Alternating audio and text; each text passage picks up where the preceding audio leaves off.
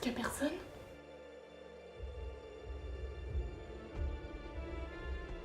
Alors l'univers Tales of New World, en fait, il est parti, il a été créé par, enfin, on l'a créé à partir d'un sujet qui me tenait à cœur, c'était les prédictions Maya et la fin du monde en 2012.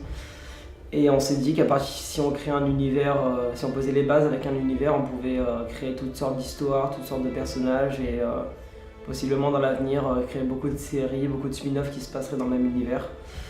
Et c'est là que vraiment l'idée d'Andil est arrivée, c'est-à-dire on a commencé par écrire une autre histoire et on est venu à raconter ce qui s'est passé précédemment et c'est là qu'Angel est né.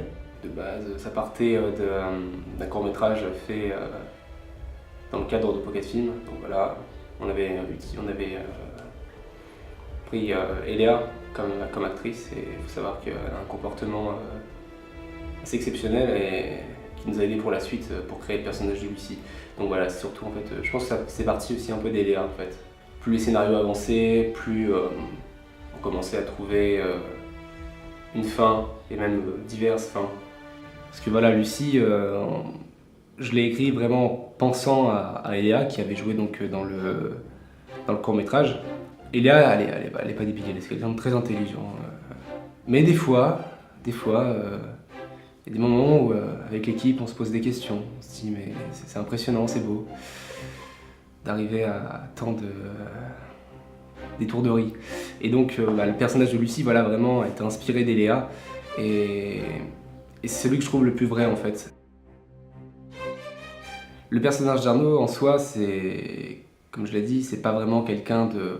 Il est pas fort, il est pas vraiment puissant, c'est Lucie en fait qui tire les rênes. Donc voilà, le personnage d'Arnaud c'est vraiment quelqu'un de tiraillé, quelqu'un qui a perdu espoir, qui tente de survivre en soi en fait. Il tente de survivre, il tente de reprendre confiance à la vie, de croire.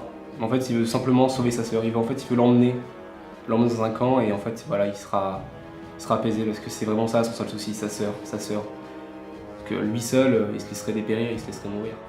Ensuite on va retrouver le personnage de Ryan David.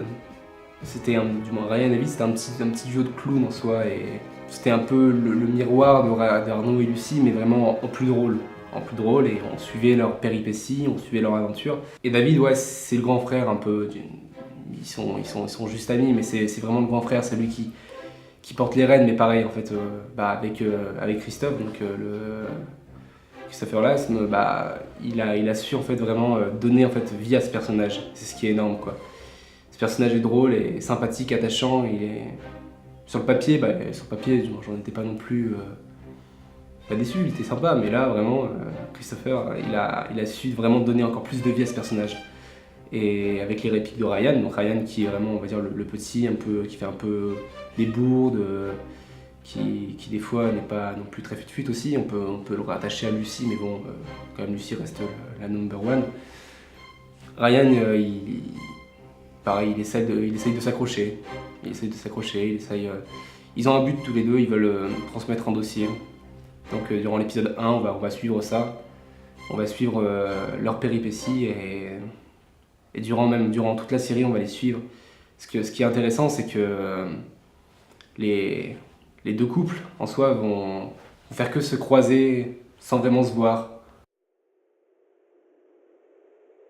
Bon, H, on peut dire que c'est un peu le mercenaire, un peu le bad boy, si on peut dire, de la série. Il se retrouve avec Lucie, il a vraiment rien demandé, il se retrouve avec elle et bon, sa vie n'était pas non plus un paradis, hein, mais bon, avec elle, voilà, il va comprendre sa douleur et il va tout faire pour s'en débarrasser, si on peut dire ça comme ça. Ouais, le personnage d'Ash est aussi attachant, mais je veux dire, il montre un peu le côté épique, le côté combat, le côté un peu film d'action. Voilà, la première rencontre avec lui, voilà, c'est assez poignant, assez tonique. Ensuite, si on peut parler aussi, bon, parce dans toute série, il faut des méchants, du moins des méchants entre guillemets, même si cette série se veut vraiment gris sur tous les côtés, c'est-à-dire que bon, voilà, j'ai pas envie qu'il y ait vraiment de gentils ou de méchants, non, c'est vraiment la décision des personnages qui fait que le spectateur va dire oui à ses actes ou non à ses actes. ce sera au spectateur de faire ce choix. S'il trouve qu'Arnaud fait les bons choix, soit. S'il fait qu'Arnaud fait les mauvais choix, alors ce sera lui le méchant. Le premier méchant, si on peut dire ça comme ça, c'est un mercenaire, un mec chapeau de cow-boy, vraiment le gros cliché en fait le gros cliché américain avec le gros cigare, voilà, qui va être présent durant 3 épisodes. Donc durant le premier acte, ce sera vraiment lui le méchant, même si dans le premier épisode on comprend qu'il y a quelqu'un au-dessus, qu'il y a vraiment une puissance au-dessus. Et c'est dans le deuxième acte que là vraiment où on va petit à petit arriver vers ce grand méchant, vers ce séraphin. Lorsqu'on a créé du coup l'univers, on a pensé à deux factions du coup qui sont l'Alley News, une organisation gouvernementale qui fait face à une idéologie extrémiste religieuse qui sont les annonciateurs et qui cherchent à détruire l'humanité au profit de la nature. Et ce qui est intéressant, c'est de voir l'évolution des personnages arriver dans cette région en pleine guerre. Ces événements se passent 5 ans après, du coup, de nos jours en 2017, dans ce monde où la fin du monde a eu lieu.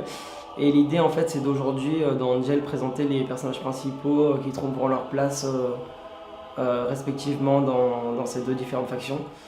À l'avenir, du coup, concentrer la caméra sur une des factions, puis après l'autre. L'avenir en soi, bon, bien sûr il y a Tale of New World, mais après bon, il y a aussi le cinéma. Moi j'aimerais bien tenter La Fémis ou Loup Lumière, tout ça, mais bon, pour l'instant je suis pas du tout, et je pense que grâce à cette série ça fait aussi un peu un petit entraînement, tu vois. C'est-à-dire que bon, toi je sais pas, c'est plus le montage, moi c'est plus au niveau de la réalisation, même au niveau de l'écriture aussi scénaristique en soi, ça aide, et je trouve que grâce à ce projet quand même on apprend des choses, quoi. On apprend pas mal de choses et c'est ça qui est intéressant, je trouve. Du moins, c'est une aventure humaine. Une aventure humaine. Au départ, je m'inquiétais un peu parce que je suis légèrement plus âgé que cette bande de jeunes et je me demandais comment on s'entendrait. Il se trouve que je suis tombé sur des jeunes extrêmement compétents, sérieux, très sérieux, qui travaillaient presque en professionnel et je me suis régalé. Bon, c'est vrai que c'est parfois un peu agité. Et on a eu aussi parfois des problèmes techniques assez angoissants. Je pense par exemple à la fois où on s'est trouvé enfermé dans une ruine, 4 murs sans toit, à ciel ouvert, et tout était fermé. On avait bloqué le portail et il était bloqué, on ne pouvait pas sortir. Il a fallu des trésors d'imagination pour arriver à ouvrir ce satané portail. Sinon, j'ai eu la chance de travailler avec des cadreurs très compétents aussi. Clément qui est un réalisateur sérieux aussi. Tout le monde a été très sérieux. Et bon, le tournage s'est très très bien passé. On a pâti un peu du manque de matériel, en particulier pour la locomotion. Les transports étaient un peu scabreux. Les lieux aussi, étaient très difficiles pour le son, surtout dans la mesure où tout a été tourné aux environs de routes à grande circulation, avec un son sonore de roulement et de moteur qui était absolument ingérable. On va pas se mentir, c'est un très beau logo quand même. Moi j'aime bien. Bravo, bon boulot, Iris. Donc par rapport à la réalisation en soi, on a eu de la chance de trouver une équipe technique bénévole, et ça c'est pas facile. Grâce à certains sites tels que cineas.org, même grâce au Kino aussi, des contacts à droite à gauche, ça n'a pas été simple, mais bon, grâce à ces gens, on a pu réussir à construire quelque chose.